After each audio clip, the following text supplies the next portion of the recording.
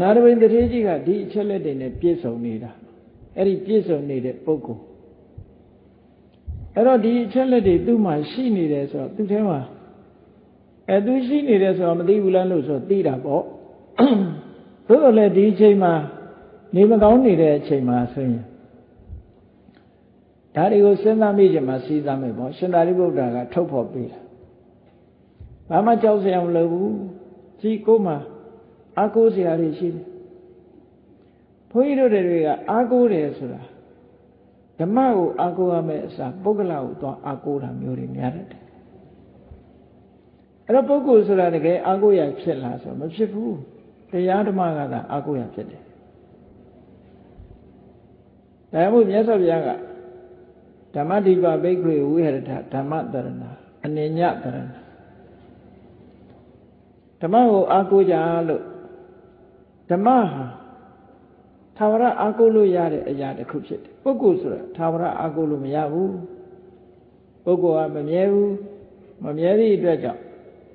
ထိုပုဂ္ဂိုလ်ကိုအားကိုးနေလို့မရဘူးသို့တော့လောကလူတွေကအားကိုးကြတာပုဂ္ဂိုလ်ကိုအားကိုးကိုယ်ရေးကိုယ်တာဓမ္မကိုအားကိုးတဲ့ပုဂ္ဂိုလ်ကအလွန်နည်းတယ်ပေါ့ဒါကြောင့်မလို့လေဒီအနာရဝိတ္တိကြီးမကြမ်းမမာဖြစ်နေတဲ့အခါမှာရှင်သာရိပုတ္တရာမထေရကဓမ္မကိုအားကိုးဖို့တရားဆေးကိုတိုက်ကြွေးတယ်ဆိုတာဓမ္မကိုအားကိုးဖို့ဟောနေတာကုသနာမှာရှိတဲ့တရားတွေရှိနေတာပဲဘာဆိုရင်ကြာလို့လဲဘာမှဆိုရင်ကြာမလိုဘူးဆိုတာဒါတွေကိုပြန်ပြီးနှလုံးသွင်းလိုက်တာနဲ့စိတ်တွေကကြည်လင်းလာပြီးစိတ်ချမ်းသာမှုတွေပိုရလာတဲ့အခါကိုယ်ကျမ်းမာမှုကဖြစ်လာနိုင်တယ်ပေါ့နောက်ရှင်သာရိပုတ္တရာကထပ်ပြီးတော့ရှင်းပြနာရဝိတ္တိကြီးမှာတဲ့ကျောင်းတကာကြီးမှာမိစ္ဆာသင်္ကပ္ပမိစ္ဆာဒိဋ္ဌိလို့ဆိုတဲ့မှားယွင်းတဲ့အမြင်တွေမရှိဘူးတဲ့သမ္မာဒိဋ္ဌိလို့ခေါ်တဲ့မှန်ကန်တဲ့အမြင်တွေကိုသာလက်ခံကျင့်သုံးတဲ့ပုဂ္ဂိုလ်ရှိတယ်အဲ့တော့မှားတဲ့အမြင်ဆိုတာဘာတွေပြောတာတော့အခြေခံအားဖြင့်ကံကံဤအကျိုးကိုမယုံကြည်တာမှားတဲ့အမြင်တစ်ခုအခြေခံကြဆုံးဖြစ်တဲ့ဒုစရိုက်မနောဒုစရိုက်လို့ခေါ်တဲ့မိစ္ဆာဒိဋ္ဌိဟာနတ္ထိကဒိဋ္ဌိပဲဖြစ်နတ္ထိကဒိဋ္ဌိဆိုတာဘာတော့ကံတရားရဲ့အကျိုးကိုညှင်းပယ်ကံတရားရဲ့အကျိုးကိုညှင်းပယ်လိုက်ခြင်းအပြင်ကံတရားကိုလည်းညှင်းပယ်ရရောက်သွားတယ်အဲ့ဒီမိစ္ဆာဒိဋ္ဌိမနောဒုစရိုက်ဆိုမိစ္ဆာဒိဋ္ဌိအဲ့ဒီမိစ္ဆာဒိဋ္ဌိမျိုးနာရဝိတ္တိကြီးမှမရှိဘူးဟောနောက်တစ်ခုကြည့်အောင်မလားယုတ်တရားနံတရားတွေပေါ်မှာသို့မဟုတ်ခန္ဓာ၅ပါးပေါ်မှာငါလို့ယူဆတာရဲ့ငါဟာလို့ယူဆတာအတ္တအတ္တနိယအတ္တနဲ့အတ္တရဲ့ပိုင်ဆိုင်မှုပစ္စည်းတစ်ခုအနေနဲ့ဒီလိုရှုမြင်တဲ့တက္ကဒိဋ္ဌိခန္ဓာ၅ပါးဆိုတာတကယ်ရှိတာပဲတကယ်ရှိတာဖြစ်သောကြောင့်တကာယတကယ်ရှိတဲ့ခန္ဓာ၅ပါးကိုဒိဋ္ဌိမရှိတဲ့အတ္တအနေနဲ့ထင်မြင်ယူဆတာရှိတာကခန္ဓာ၅ပါးမရှိတာကသူထင်နေတဲ့အတ္တခန္ဓာ၅ပါးတစ်ခုကအတ္တဆိုတာငါသို့မဟုတ်အတ္တဆိုတဲ့ယူဆွဲမှုအတ္တနိယဆိုတာငါဟာငါလို့ထင်တယ်ငါဟာလို့ထင်တယ်ခန္ဓာ၅ပါးဆိုတာရှိတယ်သို့တော့ခန္ဓာ၅ပါးကိုငါလို့ထင်တယ်ဆိုတဲ့မှားယွင်းတဲ့မြင်ငါလို့ဆိုတဲ့သူ့ရဲ့ထင်မြင်ယူဆချက်ကတော့မရှိဘူးတဲ့အမှန်မဟုတ်ဘူးလို့ပြောငါဟာလို့ထင်နေတာလဲငါဟာမဟုတ်ဘူးအဲ့ဒါလို့တက္ကရာဒိဋ္ဌိဆိုတဲ့မှားယွင်းတဲ့အမြင်တွေအနာရဝိတ္တိကြီးမှမရှိဘူးမှန်ကန်တဲ့အမြင်ပဲရှိတယ်မှန်ကန်တဲ့အမြင်တွေဆိုတာဘာတွေလဲဆိုရင်ကာမတက္ကတာသမာဓိဋ္ဌိကံသာလင်ကိုယ်ပိုင်ဥစ္စာကံသာလင်ကိုယ်ပိုင်ဥစ္စာဆိုတာကိုလှုပ်တာကိုဆိုင်တယ်ဆိုရယ်ကံကိုအတိမတ်ပြုတာကံရဲ့အကျိုးတရားကိုအတိမတ်ပြုတဲ့သဘောအဲ့ဒီအမြင်ရှိုံနဲ့မကဘူးဝိပဿနာသမာဓိဋ္ဌိဝိပဿနာဉာဏ်နဲ့ယုတ်တရားနံတရားတွေကိုသိသို့မဟုတ်နာမရူပပြိစ္ဆေဒဉာဏ် နာမရူပပရိစ္ဆေဒဉာဏ်ယုံနဲ့နံကိုပိုင်းခြားသိတဲ့အတိကြောင့်တက္ကရာဒိဋ္ဌိဆိုတာသူ့တဏ္ဍာမှာမရှိဘူးအဲ့ဒီနာမရူပပရိစ္ဆေဒဉာဏ်လို့ခေါ်တဲ့တမ္မာဒိဋ္ဌိဒီတွေမကဘူးဝိပဿနာဉာဏ်10ပါးအစဉ်စဉ်သွားလို့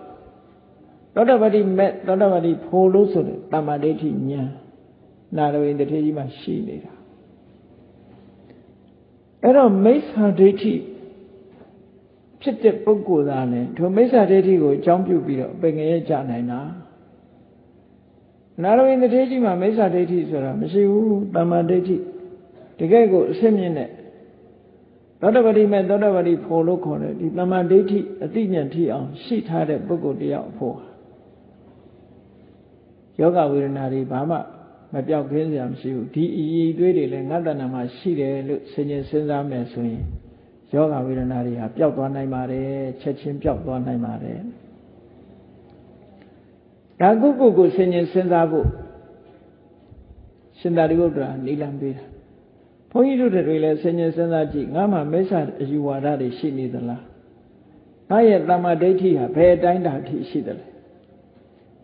ကံကံဤအကျိုးကိုယုံကြည်ခြင်းဆိုတဲ့ကမ္မတက္ကတာတမ္မာဒိဋ္ဌိကအနှိမ့်ဆုံးပဲအခြေခံတမ္မာဒိဋ္ဌိအဲ့ဒီတဲ့အဆင့်မြင့်တာကဝိပဿနာတမ္မာဒိဋ္ဌိဝိပဿနာတမ္မာဒိဋ္ဌိဆိုတာအဲ့ဒီမှာလည်းပဲထပ်ခွဲလို့ရှိရင်နာမရူပပရိစ္ဆေဒဉာဏ်တတ္တဝါဆိုတာမရှိဘူးနာနဲ့ယုတ်နှမျိုးသာရှိတယ်လို့ဒီလို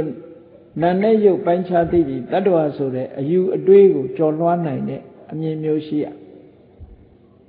အဲ့ဒါတမ္မာဒိဋ္ဌိအဲ့ဒီကနေတဆင့်တက်လိုက်လို့ရှိရင်ယုံနဲ့နာဆိုတာသူ့ဟာသူဖြစ်တာမဟုတ်ဘူးဆံရအကြောင်းတရားတွေကြောင့်ဖြစ်တာလို့အကြောင်းတရားပါတွဲဖက်ပြီးတော့သိလိုက်ရင်ပစ္စယပရိက္ခအညာဒါလည်းတမ္မာဒိဋ္ဌိပဲအဲ့ဒီကနေယုတ်တရားနံတရားတွေရဲ့ဖြစ်ပြီးပြင်ပျောက်ကွယ်သွားတဲ့အနိစ္စသဘောဖြစ်မှုပြမှုတွေကအမြဲတမ်းအနှောင့်အယှက်ပေးနေတဲ့ဒုက္ခသဘောထိုကဲ့သို့ဒုက္ခပေးနေတော့လဲမိမိဘာမှမတတ်နိုင်ဘူးကိုယ်ဆန္ဒအတိုင်းဘာမှမဖြစ်ဘူးဆိုတဲ့အနတ္တသဘောအဲ့ဒီအနတ္တသဘောနဲ့ယုံ nant တရားသင်္ခါရခန္ဓာ၅ပါးကိုရှုမြင်သုံးသပ်လာနိုင်တာသမထနာညာဒါလည်းပဲတမ္မာဒိဋ္ဌိပဲအဲ့ဒီတဲ့အဆင့်မြင့်သွားပြီဆိုတဲ့အခါမှာယုံ nant တရားတွေရဲ့ဖြစ်မှုကိုဖြစ်ခိုက်လေးမှမြင်လိုက်တယ်ပြက်သွားရင်ပြက်တဲ့အခိုက်ကလေးမှမြင်တယ်ပစ္စုပန်ဆက်ဆက်ဖြစ်ခိုက်ပြက်ခိုက်ကိုမြင်လာပြီဆိုရင်ဒါဥရိယပယညာလို့ခေါ်တယ်အဲ့တော့မဖြစ်ခင်ကလည်းရှိနေတာမတွေ့ရဘူးဖြစ်ပြီးပြက်သွားပြီးတဲ့နောက်မှာလည်းတဏှာစုပုံနေတာဆိုတာမရှိရဘူးမရှိဘူးအကြောင်းတိုက်ဆိုင်လို့ဖြစ်လာပြီးတဲ့နောက်မှာသူတတားလျော်ဆိုပျက်စီးသွားတယ်ဆိုတာယုံနာဓမ္မသင်္ခါရတို့ရဲ့အနိစ္စသဘောဟာပို့ပြီးတော့ရှင်းရှင်းကြီးမြင်လာဥရိယပယညာဒါလည်းတမ္မာဒိဋ္ဌိပဲပေါ့အဲ့ဒီကနေပြီးတော့ဖြစ်မှုဆိုတဲ့အရာကိုပဲတတိပဋ္ဌာတော့လင်းလင်းမြန်မြန်ပြက်နေတဲ့သဘောတွေကြောင့်မလို့ပြက်မှုဘက်ကိုအာယုံဟာစိုက်လာပြီ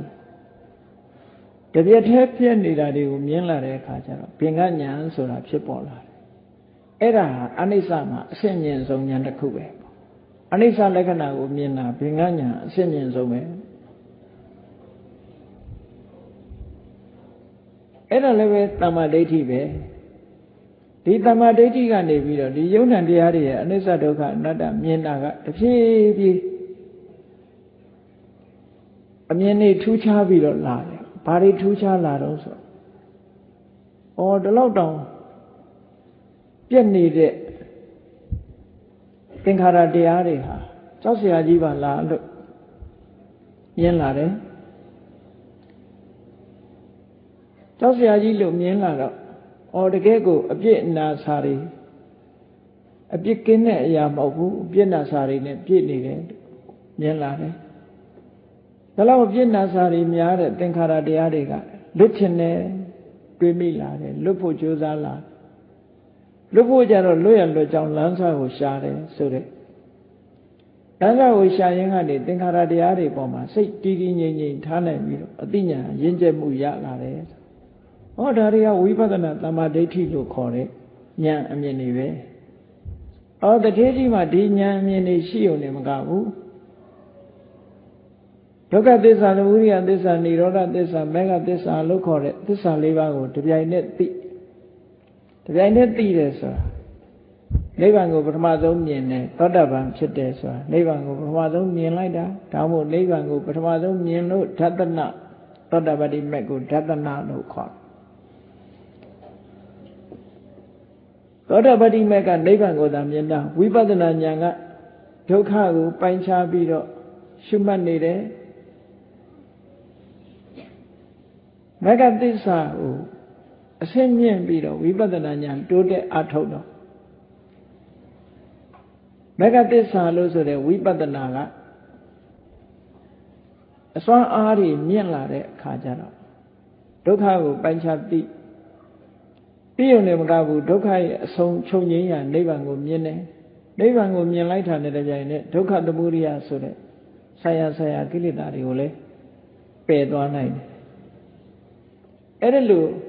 အစစ်မြင့်တဲ့မဂ္ဂတမ္မာဒိဋ္ဌိဖလားတမ္မာဒိဋ္ဌိဆိုတာလည်းရပြီးသားဖြစ်နေတယ်ဒါကြောင့်မို့လို့မိစ္ဆာဒိဋ္ဌိရှိတဲ့ပုဂ္ဂိုလ်ကသာလဲဘဝအရေးမှာစိတ်မအေးရပေမဲ့လို့တမ္မာဒိဋ္ဌိရှိထားရင်ဘဝအရေးစိတ်အေးရတယ်လို့စိတ်အေးစရာတွေကိုရှင်သာရိပုတ္တရာကနေထုတ်ဖော်ပြသလိုက်တဲ့အခါနာရဝိတ္တထေကြီးဟာစိတ်ထဲမှာငြိမ်းချမ်းမှုရရှိသွားအရင်ကတည်းကမသိဘူးလားဆိုတော့သိတော့ဒီလိုတရားဟောနေတဲ့အချိန်မှာတရားကိုအာရုံစိုက်မြတ်စွာဘုရားပဲကြည်လေမြတ်စွာဘုရားဘုဇင်9ပါးပွားလို့ဘုရားဖြစ်တာပဲသို့တော့နေမကောင်းတဲ့မသာရှိတဲ့အခါရှင်စုံနာကိုဒီဘုဇင်9ပါးရွတ်ခိုင်းနိုင်နဲ့ဒီဘုဇင်တရားတွေကိုယ်တဏ္ဍမှာထပ်မှန်ပြီးတော့တိုးပေါအောင်လုပ်တာပဲအဲ့တော့ဘုရားပဲဖြစ်ဖြစ်ယဟန္တာပဲဖြစ်ဖြစ်တာမန်အနေထားနဲ့တခြားအနေထားမတူဘူးဆိုတာလေးကိုတော့သတိထားဆိုပါစို့သောတာပန်ပုဂ္ဂိုလ်ဟာအမြဲတမ်းသောတာပတိမဲ့သောတာပတိဖို့စိတ်ကြီးနဲ့နေနေတာမဟုတ်ဘူးတာမန်နေလို့ရှိရင်တာမန်စိတ်တွေနဲ့ပဲမျက်စိကလည်းမြင်စရာရှိတာမြင်မယ်နားကလည်းကြားစရာရှိတာတွေကြားနေမှာကောင်းတာလည်းကြားမှာဆိုးတာလည်းကြားကိုကြိုက်တာလည်းမြင်မှာပဲမကြိုက်တာလည်းမြင်မှာပဲထိုမြင်မှုတွေပေါ်မှာထိုက်တဲ့လျောက်စိတ်လှုပ်ရှားမှုတွေဟာတတ္တဗံပုဂ္ဂိုလ်ဆိုတာဖြစ်နေအောင်ပါအဲ့ဒါတွေပြောင်းငြိမ်းမှုအတွက်ကြတော့ဝိပဿနာကျင့်စဉ်တစ်ခုကျင့်ပြီးတော့ဖို့စိတ်ပေါ်လာတဲ့အခါမှာနိဗ္ဗာန်ကိုအာရုံပြုပြီးနေပြီဆိုရင်အဲ့ဒီကျရင်တော့လုံးဝငြိမ်းချမ်းတယ်ပေါ့အမြဲတမ်းဖို့စိတ်နဲ့နိဗ္ဗာန်ကိုအာရုံပြုနေတာမဟုတ်ဘူးမြတ်စွာဘုရားကလည်းထို့တူပဲအမြဲတမ်းရတ္တဖို့စိတ်ကြီးနဲ့နိဗ္ဗာန်ကိုအာရုံပြုနေတာမဟုတ်ဘူးလူသားပြီလူမှုကိစ္စတွေတန်ဃာတွေရဲ့ကိစ္စတွေတရားဟောစရာကိစ္စတွေပုဂ္ဂိုလ်လူမျိုးစုံနဲ့ကြုံရဘုရားဆိုဘယ်လောက်ကြုံလဲဆိုရင်လာပြီးတော့လက်ညှိုးထိုးဆဲတဲ့လူနဲ့လည်းကြုံတာပဲအမျိုးစုံပဲ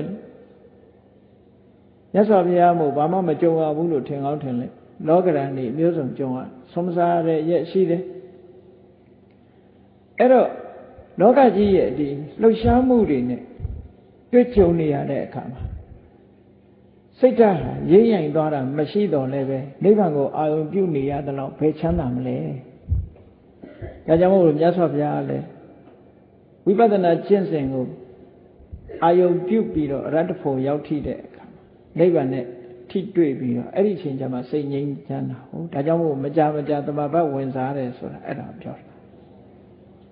ဇံဝင်စားတာတို့သမဘဝင်စားတာတို့အဲ့ဒီအချိန်လေးမှာ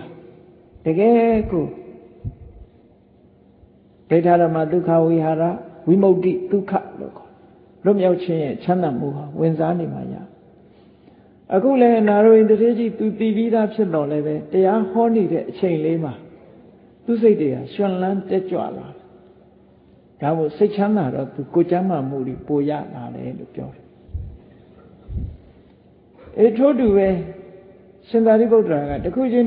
ရှင်းသွားတာမိစ္ဆာသင်္ကပ္ပဆိုတာတထေးကြီးမှမရှိဘူးတဲ့မိစ္ဆာသင်္ကပ္ပဆိုတာမရင်တွေးတဲ့အတွေးတွေဘာတွေလဲဆိုကာမဂုဏ်အာယုန်နဲ့ပတ်သက်တဲ့လောဘနဲ့တွေးတဲ့အတွေး